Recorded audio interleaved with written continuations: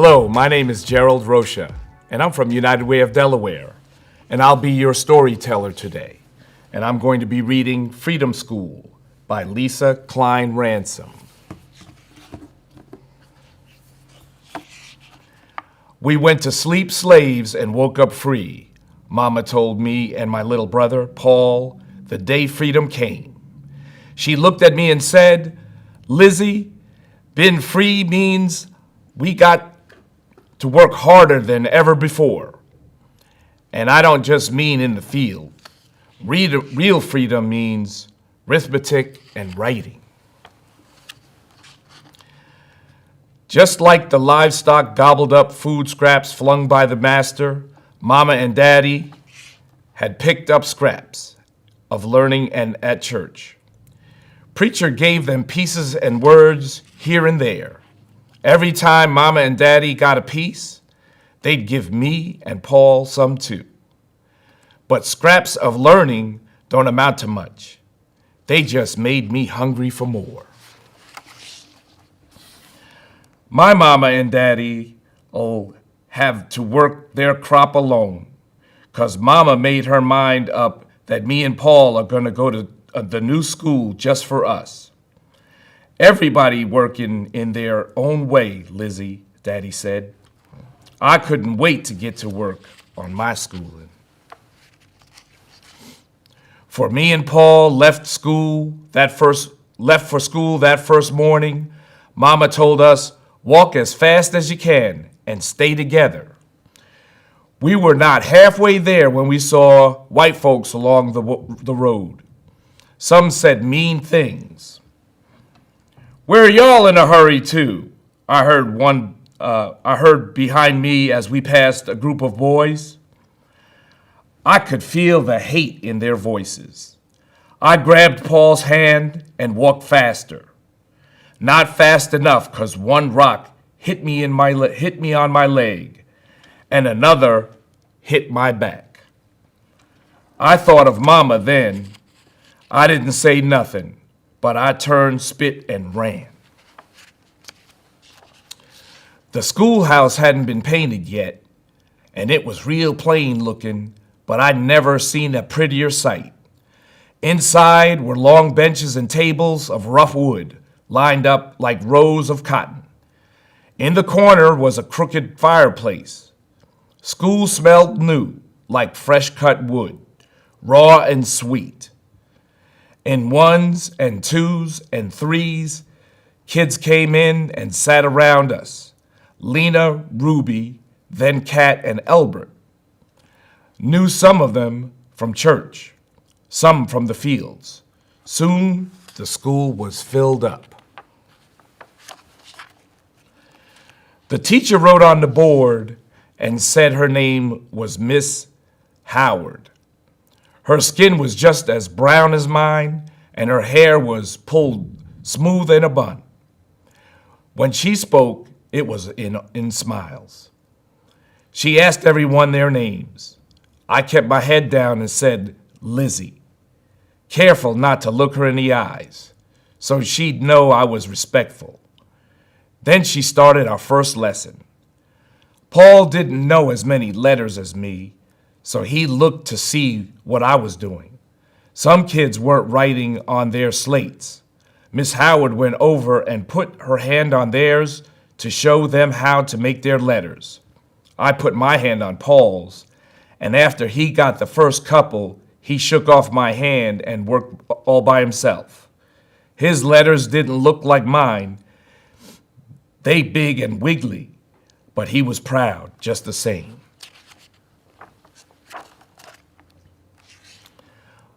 The walk home felt longer than the walk coming. We got home in time for Paul to fetch water and get the fire going. I mixed the meal for cornbread and made a little bit of greens with the last piece of salt pork. Our Mama and Daddy were so tired when they got in from the fields, they didn't even seem hungry. Before we went to bed, me and Paul copied our letters at the table. Mama braided my hair and Daddy sat across from us, sharpening a tool. We had to answer so many of Mama's questions. It was hard to get our practicing done. How many folks showed up? And is the learning hard? Even questions about the new teacher. What kind of dress did she wear? Some days when we got to school, there were lots of seats empty. At harvest time, families needed the extra help to get the crop in. Most of the bigger boys were gone. Lest it rained, we probably wouldn't see them again until winter. I felt sorry for them. It was hard enough to keep up with school, let alone try to catch up on something you've never learned. Once we had to turn right around and go back home because Miss Howard said it wasn't safe to be at school that day. But Paul always needs answers. So he marched right up to her and asked, "Why can't we stay in school, teacher?" "Just run home now, Paul, and I'll see you tomorrow," she said. I don't think she wanted us to see the frown behind her smile.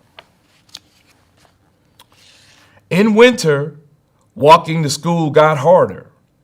The wind whipped our faces as soon as we stepped out the door, and it never let up. Paul had to wear some of Pa's old boots, but they so big it sounded like he was marching when he walked. Cold weather kept some kids home. I told Paul the white schools got a stove to keep them warm in the winter, not a fireplace with more wind blowing in than the heat coming out. "Why do white folks get so mad over us getting something they already got?" he asked. I didn't have an answer. Sometimes Miss Howard had me read to some of the younger kids. There just wasn't enough of her to go around. I'd like to pretend I was the teacher and this was my class. One day, there was a pounding at the door, and we all looked up from our work. The room was quiet, and for a moment, Miss Howard didn't move. I wondered if it was some of those white folks. More pounding, and Miss Howard wiped her hands on her dress. She tried on a smile and said, "Keep working, children." Instead of working, we watched her walk toward the door. Shadows and voices filled the doorway, and Miss Howard disappeared into the cold. Through the window, I saw our neighbor, Mr. Hodges and his two big sons. They've been working next to their daddy all their lives. All right, I'm going to go back. That's all right. You actually got that part, so if you can start after that. Okay. Mr. Hodges' voice got louder. "Please, teacher, work's been keeping them in the fields, but if they can just sit in the back a spell, they could learn something, and they can work. Help with anything you need round here." "Ain't they too old?" Paul whispered to me. They talked a little while longer, and when Miss Howard came back, Mr. Hodges' boys were behind her, their feet cracked and dirty, their heads hanging down. They walked to the back of the class, not looking at anyone, sat on the bench against the wall, as teacher told us to take our slates and practice our letters. I turned to them and smiled. A few days later, we were almost at the school when we smelled the smoke. We ran the rest of the way till we saw Miss Howard. Why? She was crying and shouting at the same time. She paced back and forth, staring at the flames. Folks came from everywhere, fetching pails of water and throwing them onto the burning schoolhouse, but nothing would stop the fire from swallowing it up. We were worn out and quiet on the walk home. Thinking about Miss Howard, the fire, our school, took all the words from us. When we got back, I ran into Mama's arms and let myself cry long and hard. At least they got a little learning before the school burnt, Daddy said to Mama.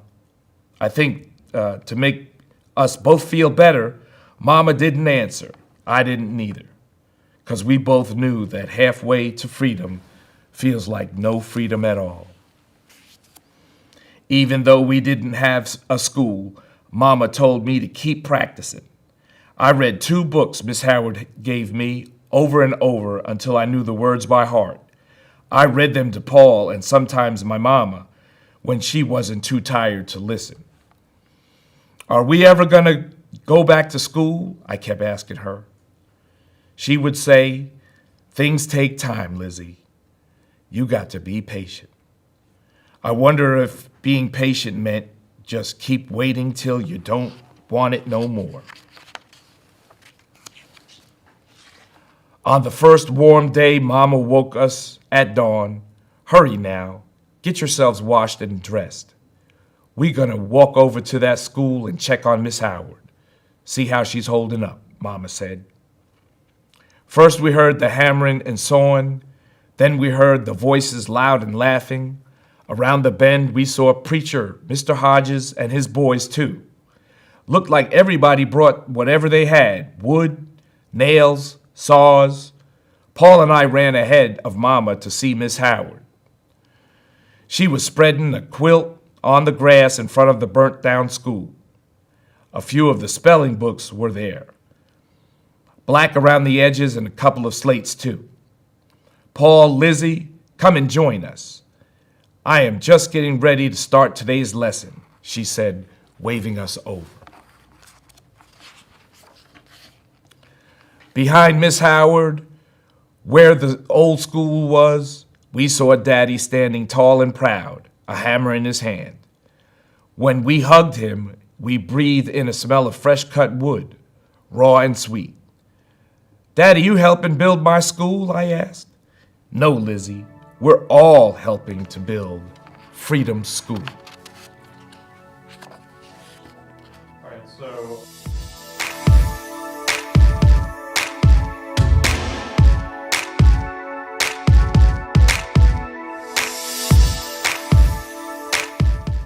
Thank you for reading with us today, and special thanks to DETV and from all of us at United Way of Delaware.